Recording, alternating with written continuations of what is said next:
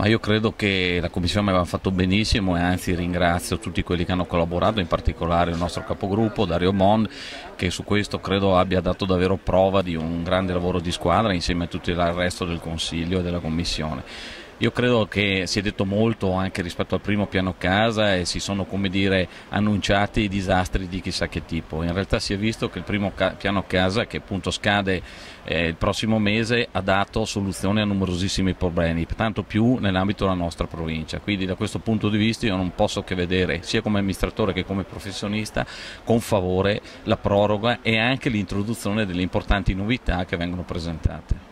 Per esempio quella sui centri storici che a Belluno è un nodo importantissimo. Indubbiamente non solo a Belluno come capoluogo, ma in tutti i centri anche minori. Lì abbiamo poi anche l'altra novità importante, quella di insistere sulla possibilità della demolizione dei fabbricati con il premio volumetrico.